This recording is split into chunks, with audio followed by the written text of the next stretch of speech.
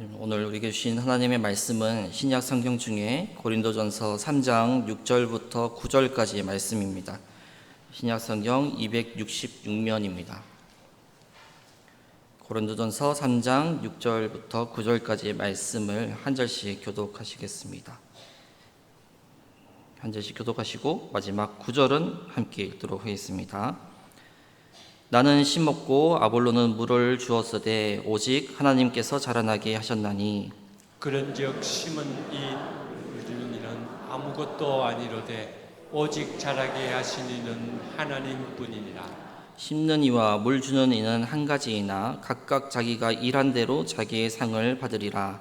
우리는 하나님의 동력자들이요 너희는 하나님의 밭이요 하나님의 집이니라. 아멘. 이 시간은 은퇴 장로님들께서 하나님께 찬양 드리시겠습니다.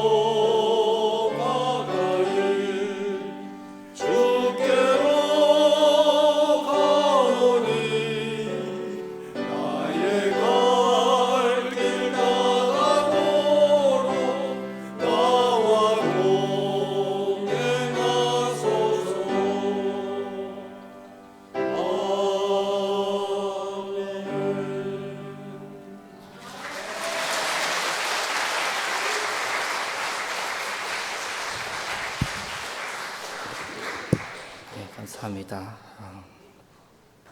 오늘 또 제목이 그 하나님의 동력자인데요. 또 은퇴 장로님들께서 또 특송을 해주시니까 이렇게 남다른 것 같습니다. 지금까지도 하나님의 동력자로 잘 섬겨주셨고 앞으로도 그렇게 하실 거라는 고백이 이 찬양의 가사에 담긴 것 같습니다. 주께로 가까이 가오니 나의 갈 길 다 가도록 나와 동행하여 주옵소서. 이게 우리의 어떻게 보면 마지막 신앙 고백이 되지 않을까 싶습니다. 우리는 신앙생활 할수록 점점 더 교활해지고 현명해지고 이런 게 아니라 점점 더 순수해져서 하나님을 닮아가고 또 하나님께 가까이 가는 날만을 소망하면서 하나님만 사랑할 수 있는 그런 신앙을 유지해야 될 텐데 우리 또 신앙의 대선배님들께서 또 이런 찬양으로 또 삶으로 보여주신 것 같아서 너무 감사를 드립니다. 오늘은 아까 말씀드린 대로 하나님의 동력자라는 말씀을 제목으로 함께 나누려고 합니다.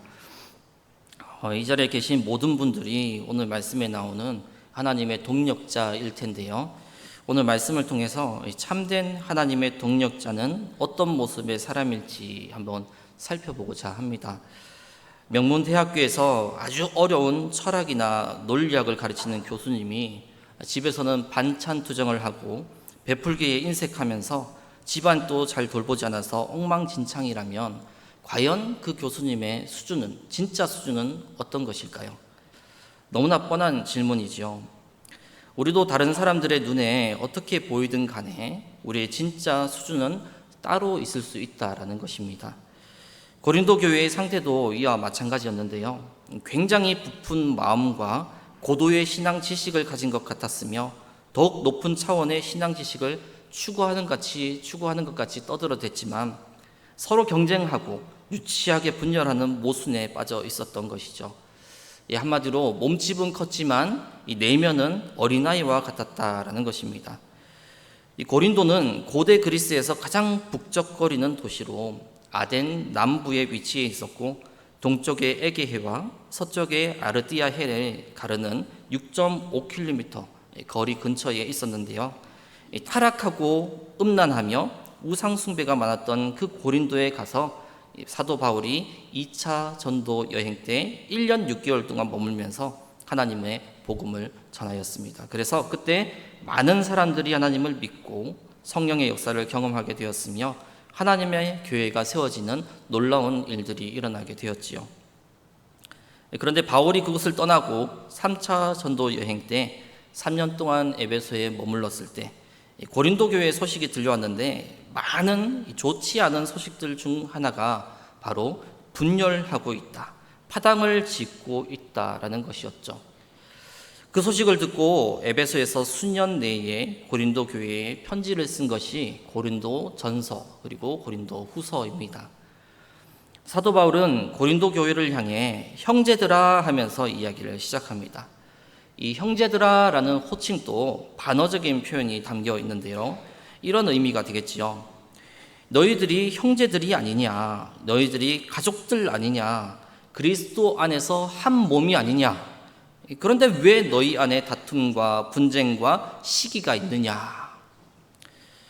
처음 이 고린도 지역 사람들에게 바울이 복음을 전했을 때 많은 사람들이 복음을 받아들였고 예수님을 구주로 영접하는 일이 일어났지만 그들은 진짜인 것 같으면서도 진짜가 아닌 가짜였습니다. 그리스도를 믿음으로 성령을 받고 영적인 삶을 시작했지만 아직도 성령보다는 육신에 더 많은 지배를 받는 고린도 교회 성도들이었죠. 그래서 오늘 함께 읽은 본문 앞에 보면 육신에 속한 자라는 이 표현이 1절과 3절, 4절 세 번이나 반복해서 나오고 있는 것입니다.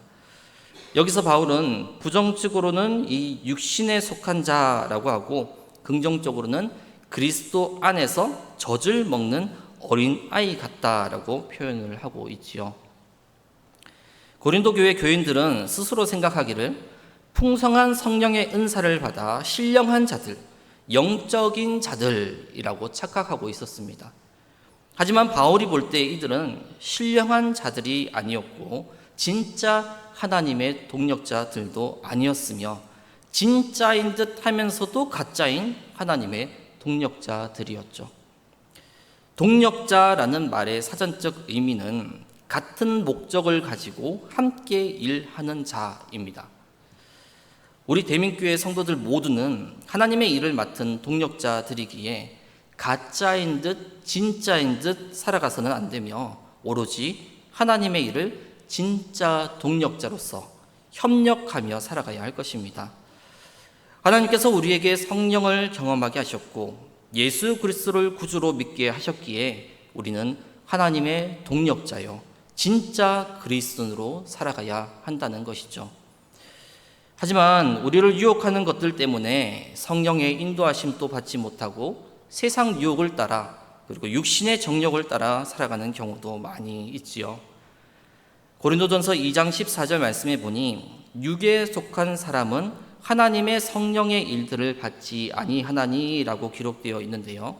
가짜와 진짜 중간을 살아가고 있는 사람이 바로 육에 속한 사람입니다. 오늘 함께 읽은 본문 이 앞쪽에 나와 있는 이 고린도전서 3장 1절 말씀에 보니까요. 육신에 속한 자 곧 그리스도 안에서 어린 아이들을 대함과 같이 하노라 하는데 이 육신에 속한 자가 원어로 샤르키 노이스입니다. 마음 자세가 세속적이고 이기적인 욕망에 사로잡힌 사람이라는 의미이죠. 육신에 속한 사람은 하나님을 의지하지도 또 하나님의 말씀에 순종하지도 않습니다. 순종하는 것 같고 의존하는 것 같지만 자기 뜻과 자기 능력대로 살아가는 사람인 것이죠. 그래서 신앙생활을 오래 했어도 늘 불안하고 늘 걱정 많으며 늘 의심이 많은 염려 가운데 살아가는 사람들입니다. 3절 말씀에 너희는 아직도 육신에 속한 자로다. 너희 가운데 시기와 분쟁이 있으니 어찌 육신에 속하여 사람을 따라 행함이 아니리요라 기록되어 있지요. 아직도라는 말은 시간이 많이 지났음에도 불구하고 여전히라는 말이 되겠습니다. 여기에 육체에 속한 자의 첫 번째 특징으로 나오는 시기는요, 젤러스로서 하나의 열심 혹은 열정인데 이 열심이 바른 지식과 만나면 참 좋지만 바르지 않은 지식과 만나게 되면 바로 시기가 되는 것이고 이 시기가 외적으로 표출이 될 때 그것이 분쟁이 되는 것입니다. 또한 이 시기라는 단어는 보통 질투와 시기라고 표현하며 여기서는 좀 더 깊은 의미로 종교적 신념에 따른 열심으로 풀이가 되지요.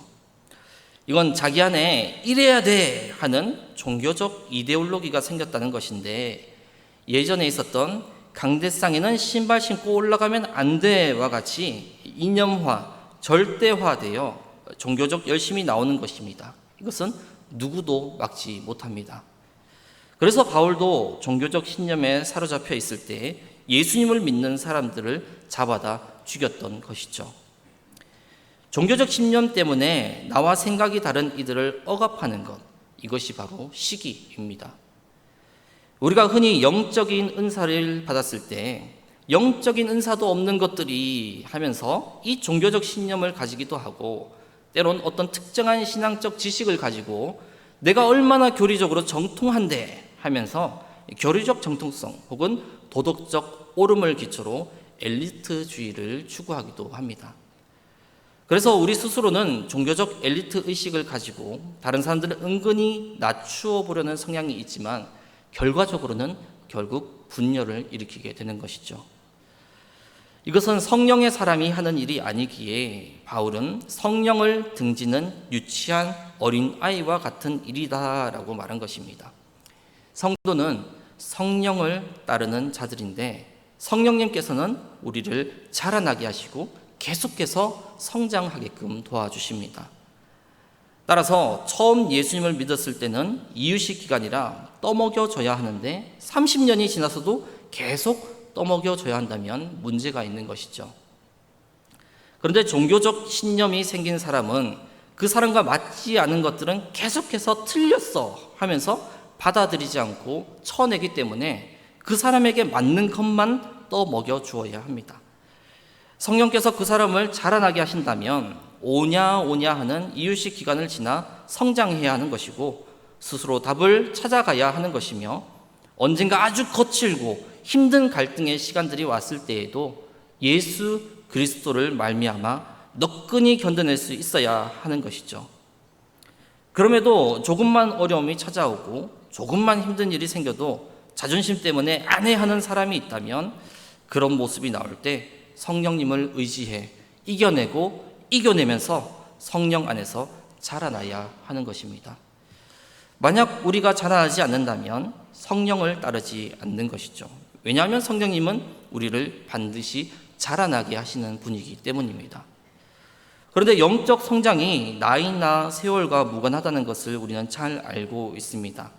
오랜 세월 동안 교회를 드나든다고 해도 아주 고집스러운 종교적 신념에 매여서 살게 되면 여전히 영적 어린아이에 불과할 것이고 깊은 영적인 대화나 솔직한 이 나눔이 불가능하게 되며 그 사람에게 있어서 중요한 것은 단 하나, 내가 지금까지 지니고 살아왔던 종교적 신념에 맞느냐 맞지 않느냐 이 한 가지만 남았다는 것을 주변 사람들은 쉽게 눈치챌 수 있게 되는 것이죠.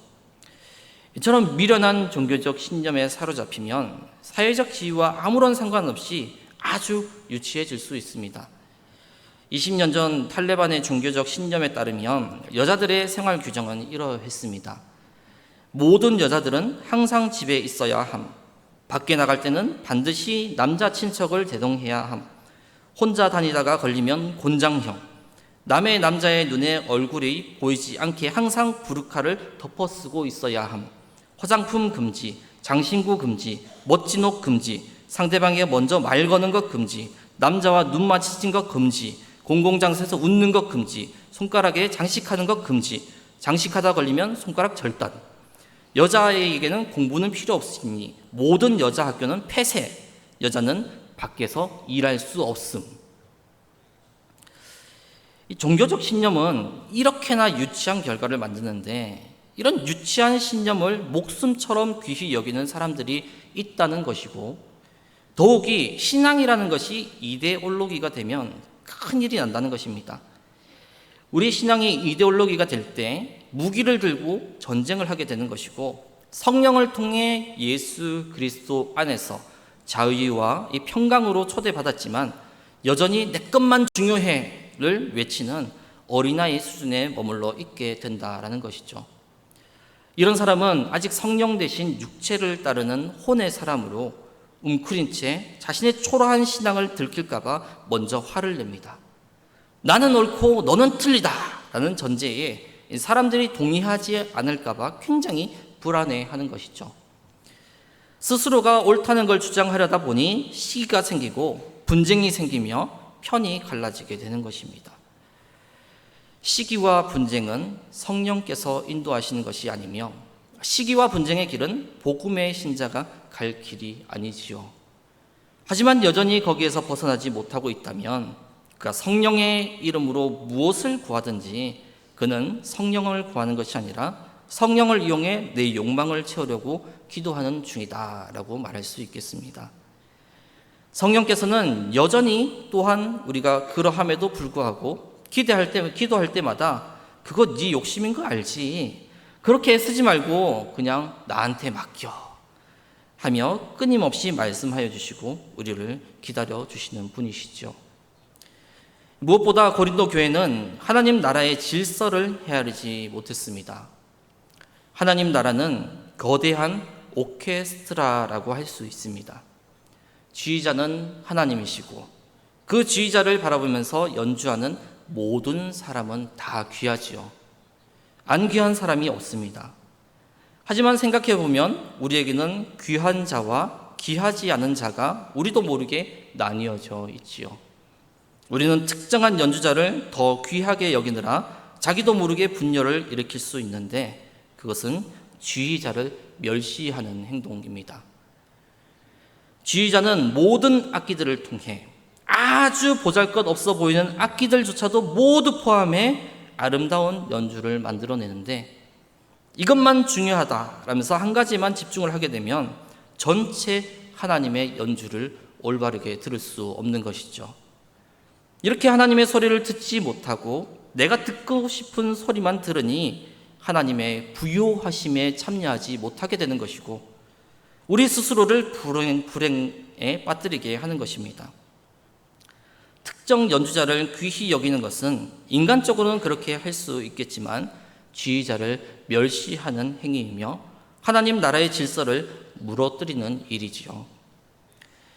육신에 속한 자들의 두 번째 특징은 어떤 이는 말하되 나는 바울에게라 하고 다른 이는 나는 아볼로에게라 하니 너희가 육의 사람이 아니리요라는 4절 말씀에 나오듯 파당을 만드는 것입니다.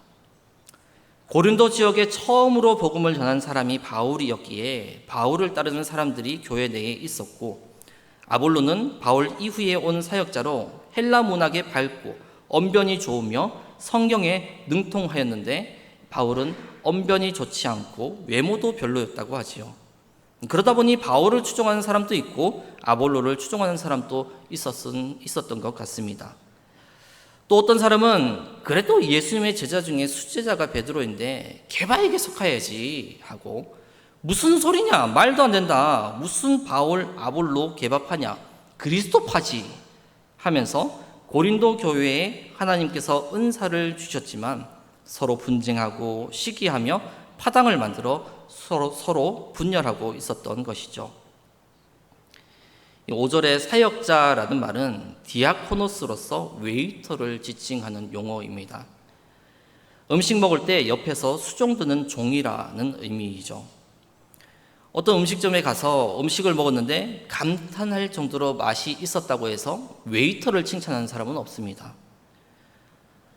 주방장은 보이지 않는 곳에 항상 있게 마련인 것이죠. 씨를 뿌리고 물을 주는 일꾼들은 교회라는 밭을 가꾸려고 자기 역할을 감당하고 있는 동력자입니다. 항상 주인공은 하나님이셔야 하는 것이죠. 교역자는 복음 전달자에 불과하며 복음 전달자 이상일 수 없음을 우리 모두는 인지하고 있어야 합니다. 이것이 바로 복음 전달자의 역할이자 한계인 것이죠. 주인공은 오직 하나님이시다라는 것을 잊지 않을 때 교회에서 일어나는 많은 곤란한 일들을 피할 수 있습니다.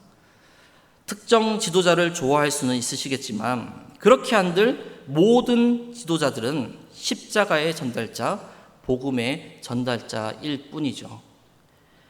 씨를 뿌리는데 핵심은 씨를 뿌리는 자가 아니라 씨이며 씨의 핵심은 생명입니다. 이 생명은 극한의 겨울 추위와 여름 더위를 견뎌내는 생명력인데 씨 뿌린 자가 그 생명력에 붙은 것은 아무것도 없지요. 어떤 사역자는 땅에 물을 주지만 토양의 핵심은 수많은 미생물들의 상호작용으로 씨앗에게 영양분을 제공해 주는 건데 물 주는 자가 그 신비한 능력에 붙은 것은 아무것도 없습니다. 그래서 사역자들에게 가장 위험한 것은 내가 키웠어 하는 의식인데 사실 우리는 키운 적이 없습니다. 하나님께서 다 키우신 것이죠. 그러니 하나님께서 주인공이시라는 것을 사역자건 성도건 잊지 않도록 주의해야 한다라는 것입니다. 생명과 신비의 주인은 오직 하나님뿐이십니다. 그런데도 하나님께서 우리에게 야, 네가 씨를 잘 뿌려서 그래, 네가 물 잘 줘서 그래, 정말 수고했어, 고맙다 하고 말씀해 주시면 그 힘으로 우리가 살아갈 뿐이지, 그 말씀을 문자적으로 받아서 내가 다 한 거야 하면 곤란하게 되는 것이죠. 복음 전달자들의 역할이 모두 다 다르다고 해도 그들의 목적은 딱 하나이고 이것 때문에 우리가 편을 가르지 않아도 되는 것입니다. 다 같은 목적으로 일을 하고 어느 한 사람이라도 없어서는 안 되니 편을 나눌 필요가 없게 된다는 것이죠. 교회 지도자들 중에도 그 사람 어디 갔는지 모르겠어, 그 사람 어디서 뭘 하고 있는 거야 하는 사람이 있을 수도 있겠지만 우리가 알지 못하는 시간, 알지 못하는 자리에서 무언가 하나님께서 그 사람을 통해 하나님의 일을 하고 계시다라는 것을 우리는 알아야 합니다. 5절에 나오는 각각이라는 말도 사역자들마다 역할이 모두 다르다라는 것을 의미합니다. 그런데도 오늘날 많은 교인들은 더 낫네, 더 못하네 하면서 사역자들을 비교하지요. 더 낫네, 더 못하네가 아니라 모든 사역자들은 하나님께서 주신 은사가 다를 뿐입니다. 세상은 비교와 상대평가로 사람을 평가하지만 하나님은 비교하거나 상대평가로 우리를 평가하시지 않으시지요. 하나님께서는 그냥 내게 주신 은사를 은혜로 알고 열심히 충성을 다하며 정직한 자세로 열심히 살아가는 그 사역자, 그 동력자를 사용하시고 그를 통하여 하나님의 일을 하여 가신 것입니다. 6절 말씀에 나오는 심었고 주었으되라는 동사는 과거형으로 되어 있는 반면에 하나님께서 자라나게 하셨나니 라는 동사는 미완료 과거형으로 되어 있지요. 즉 바울과 아볼로는 그냥 과거 한때에 일을 했을 뿐이라는 것이고 끝이 났다는 것입니다. 하지만 하나님께서 그 일을 계속해서 해나가고 계시다는 것이죠. 인간의 수고나 노력은 끝났어도 하나님께서 그 일을 지속적으로 해 나가시면서 열매 맺게 하신다라는 것입니다. 풍성한 열매를 위해서 하나님께서 이른 비와 늦은 비를 주시며 지속적인 은혜로 열매 맺게 하신다라는 것이죠. 그래서 하나님의 은혜와 도우심이 없이 우리가 아무리 열심히 심고 아무리 열심히 물을 주어도 열매를 맺을 수 없다라는 것입니다. 교회를 세우시고 성장시키시는 것은 하나님께서 하시는 것이죠. 사실 하나님은 우리의 도움이 필요 없으십니다. 굳이 우리가 심을 필요도 없고 하나님께서 심으시면 그만이죠. 우리가 물을 줄 필요도 없이 하나님께서 그저 비를 내리시면 그만인 것입니다. 하지만 하나님께서 하나님의 동력자로 부르셔서 심는 일을 하게 하시고 물을 주는 일을 하게 하시면서 우리를 동력자로 삼아 주신 것이죠. 이게 바로 하나님의 값없는 은혜요 사랑인 것이고, 그래서 우리는 하나님의 동력자로서 하나님께만 영광을 돌리면 되는 것입니다. 7절 말씀에 보면 바울과 아볼로는 아무것도 아니라고 하였습니다. 하나님께서 내게 능력도 주시고 은사도 주셨기에 아무리 거창한 일을 했다 할지라도 내가 한 게 아니다라는 것이죠. 이런 겸손한 자가 바로 하나님의 동력자입니다. 처음 하나님의 은혜와 은사를 받고 하나님의 일을 감당할 때는 겸손하지만 1년, 2년, 10년, 20년 하나님의 일을 하다 보면 변질되기가 쉽습니다. 내가 한 것 같고 내가 교회를 부흥시킨 것 같고 내가 이만큼 한 것 같게 되니 그러다 보면 하나님의 동력자가 변질되고 마는 것입니다. 8절을 보면 심는 이와 물 주는 이가 한 가지라 하며 다 같다고 하지요. 여기서 심는다는 것은 복음의 씨앗을 뿌리는 것이니 곧 교회의 개척을 의미하고, 물을 준다는 것은 이를 가꾸는 것이니 설립된 교회가 성장할 수 있는 환경과 여건을 조성하는 것을 말합니다. 그런데 사도 바울은 이 모든 일들에 대해 하나님 앞에서는 한 가지다라고 말씀하고 있지요. 즉 어느 일이 더 귀하고 천하며 크고 작은지 구분할 수 없이 다 한 가지로 마찬가지다라는 말입니다. 우리는 다 하나님의 종으로서 하나님의 소명에 따라 일하므로 중요한 것은 우리가 맡은 일에 얼마나 충성하느냐 하는 것이지 무엇을 맡았느냐라는 것이 아니라는 것이죠. 즉 하나님께서는 우리가 5달란트를 맡았느냐 혹은 1달란트를 맡았느냐를 중요시 여기신 것이 아니라 단지 그 일에 얼마나 최선을 다하느냐를 중요하게 보신다는 것입니다. 그런데도 간혹 목회자가 되어 말씀을 전하는 것이 더 귀하고 평신도로서 세상의 직업을 가지고 교회에서 직분을 맡아 봉사하는 것을 이보다 덜 귀한 일이라고 생각하는 분들이 있지요.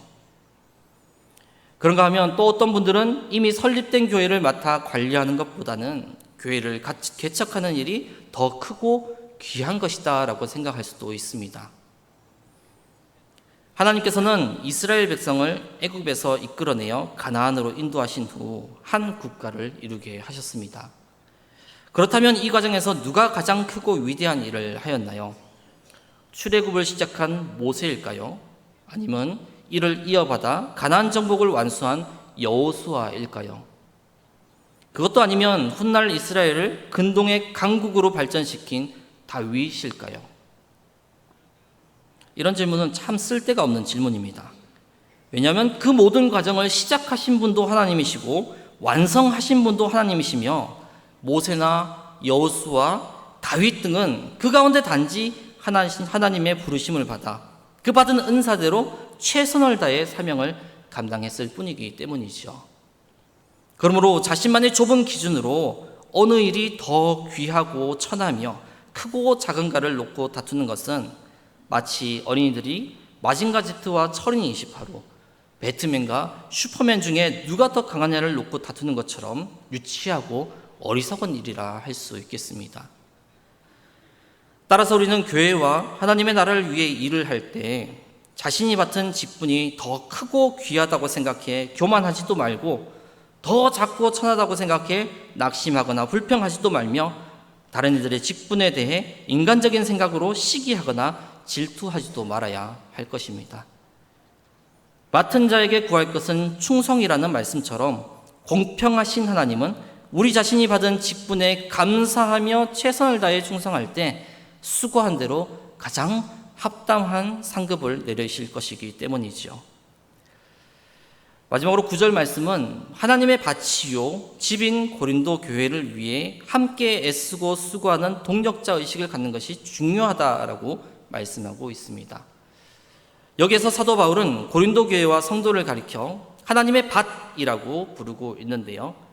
즉 고린도 교회와 성도는 이를 개척한 바울 자신의 것도 아니고 그렇다고 이를 가꾼 아볼로의 것도 아닌 하나님의 소유이다라는 것입니다. 따라서 오늘 우리 모든 교회와 성도들은 이 땅을 세상적 관점에서 바라보아서는 안 되고 하나님의 밭이라는 성경적 관점에서 바라보아야 할 것입니다. 그리고 우리 모두는 주인의 밭을 위해 함께 수고하는 종들과 같은 심정으로 동력자 의식을 가지고 일치하여 합심함으로 나와 내 교회가 아니라 하나님의 교회로서 오직 하나님의 뜻과 영광만을 드러내도록 최선을 다해야 할 것입니다. 하나님께서 자라나게 하시니 모든 주권은 하나님께 있습니다. 사역자나 동력자나 성도 누구라도 하나님께서 하실 수 있게끔 하여야만 할 수 있는 것입니다. 나는 아무것도 아닙니다 하는 마음을 지닌 하나님의 사람이 바로 하나님께서 찾으시는 하나님의 동력자 디아코노스입니다. 우리 눈에는 종들 간에 큰 차이가 있어 보이지만 하나님께는 다 같은 것이고 우리가 보기에는 좀 더 큰 일 또는 좀 더 작은 일이 있을 수 있지만 모두 다 하나님의 동력인 것이죠. 성도들 간에도 직분이 다르다 보니 차이가 있어 보입니다. 하나님의 참된 동력자가 되기 위해서는 비교하지 않고 진실되게 내게 주어진 은사를 가지고 하나님의 일을 감당하면 되는 것입니다. 우리 대민교회의 머리 되시는 분은 예수 그리스도이시고 그 예수 그리스도를 중심으로 한 몸을 이룬 우리 대민교회의 모든 성도들이 서로 우열을 주장하고 서로 높은 자와 낮은 자를 논하며 이파저파 나뉘는 모습을 보시면 하나님께서 얼마나 마음 아파하실까요? 오히려 합력하여 선을 이루고 하나님의 뜻과 영광을 위해 살아가실 수 있는 참된 하나님의 동력자 되시기를 주님의 이름으로 기원합니다. 함께 기도하겠습니다. 사랑과 은혜의 하나님 아버지, 고린도전서의 말씀을 통해 하나님께서는 도움이 필요 없음에도 우리 모든 성도들을 하나님의 동력자 삼아주심을 깨닫게 하시니 감사를 드립니다. 하나님께서 맡겨주신 각자의 사명과 달란트를 활용해 충성하여 봉사하고 복음을 전하는 자의 삶을 살아 하나님께만 온전한 영광을 돌려드리게 하여 주옵시고 한마음과 한뜻으로 주의 몸된 교회를 섬기는 모든 성도들에게 하나됨과 성령 안에서 날로 성장함을 경험케 하여 주옵소서. 우리 구주 예수 그리스도의 이름으로 기도드리옵나이다. 아멘. 함께 찬송가 218장 찬송하시겠습니다.